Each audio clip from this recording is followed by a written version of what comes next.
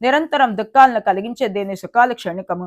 మెరుపుతీగ వల్లే ఒక్క క్షణం ఉండి వెంటనే పోతాయి. ఇవి సాగర తరంగాల వల్ల క్షణికమని గ్రహించండి. శరీరం, ఇల్లాలు, పిల్లలు అంతా నశించిపోయేవారని తెలుసుకొనగలరు.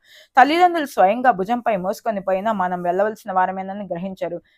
చనిపోయిన వారి వెనక చావడం, మరలా జన్మించడం, అలా జనన మరణాల చక్రంలో తిరగడమే కానీ దీన్ని ఏ విధంగా తొలగించుకోవాలా అని ఒక్క క్షణమైనా ఆలోచించారు. నిత్యం కుటుంబ భారాన్ని మోస్తూ ఆయువు వేగంగా గడిచిపోతుంది. కాలం ఆయువును గణించడంలో నిమగ్నమై ఉంటుంది. అది తన కర్తవ్యాన్ని ఎప్పుడూ మర్చిపోదు. చివరి గడియ రాగానే అది ఒక్క క్షణమైనా ఆగదు. జాలరు వలన బాగా లాగినప్పుడు దానిలో చిక్కుకున్న చేపల వల్ల జీవులు మరణ సమయంలో గిలగిలా కొట్టుకుంటారు.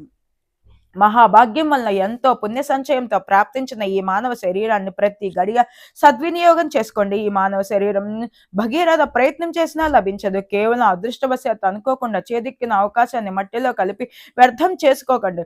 తర్వాత జన్మలో సాధించవచ్చని అనుకోకూడదు. ఈ అవకాశం ఒకసారి చేయి జారిపోయిందా ఇక అంతే. మరలా ఇదే తప్పక లభిస్తున్న నిశ్చయం లేదు. అలా అనుకున్న వారు మూర్ఖుడు.